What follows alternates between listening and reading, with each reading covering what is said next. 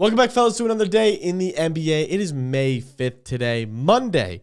And today we do have two games on for you as we have the Boston Celtics and the Knicks going head-to-head, as well as OKC and the Nuggets. These are two highly anticipated games.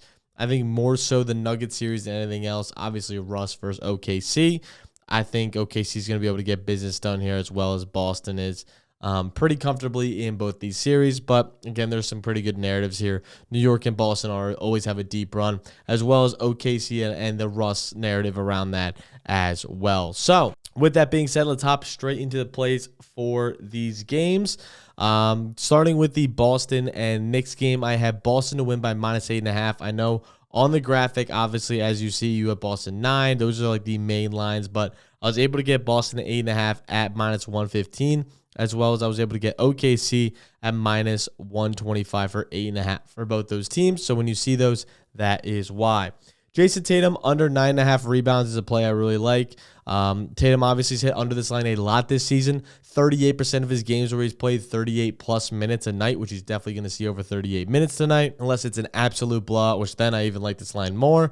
Tatum versus New York struggles to hit this line. He's going under this in 8 of the last 9 games versus the Knicks in his career, averaging only 6.8 rebounds per game in those games. Not only that, obviously we're people that look at rebound chances very heavily here, and he's only averaging 9.2 rebound chances per game, which clearly, obviously, is not enough to go over that 9.5 mark if you're only seeing 9.2 rebound chances per game. So I really like these odds. I feel like this is a great value play. Under 9.5 feels like a great spot. Josh Hart over 13.5 RA feels fantastic. Rebounds and assists. Hit this in 3 of 4 games versus Detroit. 4 of his last games, versus Detroit in round 1. Hit over this both the last 2 times he's played Boston. In those games, he's averaging 31 total chances, which means that's a combined potential assist plus rebound chances. And plus Hart in a great matchup. Boston allows the 12th most RA to opposing small forwards in the past 5 games, as well as he's going to see some high volume. And when he does see high volume, he's hit over this market 73% of games where he sees 38-plus minutes. Obviously, Tibbs might play in 44 minutes, 38 feels like a low bar for him, but 73% of games where he plays 38. That feels like an elite spot. I love both these plays a ton, and I really think they can get this done at a pretty good level. Then at the next game, we have OKC -8.5. We have Russell Westbrook over 19.5 PRA and SGA over 6.5 assists for some plus money. Russ cashed on this line so far this season a lot. He's hit over this in 70% of games, 4 of 5 full games versus the Clippers. Obviously, I'm taking out the game where he got injured and only played 8 minutes, as that would not be a good representation of this line.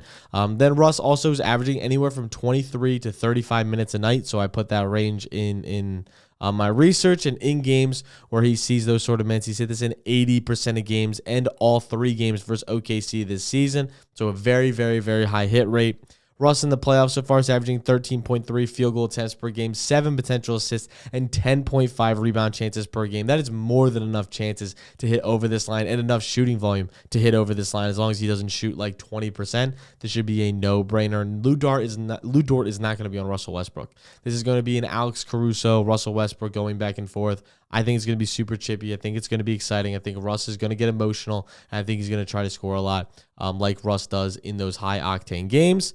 Then I also like SGA on the other side. A lot of people are hating on his assists. A lot of people taking his under on assists. I love his assist line. SGA has been dishing the rock in the last series, as in the last 3 games, he saw 14-plus potential assists in each game. And against his last game versus Denver, he saw 19 potential assists. So he's seen the volume we're looking for. The conversion rate just wasn't there versus Memphis because they're a top 3 defense in all of the NBA, let alone in the playoffs. They're one of the best defensive rating teams in all of the NBA. They had some of the best metrics in all of the NBA. It's hard to make shots versus Memphis, whereas Denver is the 8th worst defensive rating in the NBA. And even in playoffs, they have not come alive or anything on the defensive end. They've not looked exciting. The Clippers really just shot themselves in the foot in that Game 7. I don't think that was Denver's stifling defense by any means. So I think, obviously, with a better matchup, seeing those potential assists, seeing those in the last time he played Denver, I think he easily goes over this line and crushes 6.5 for some easy plus money.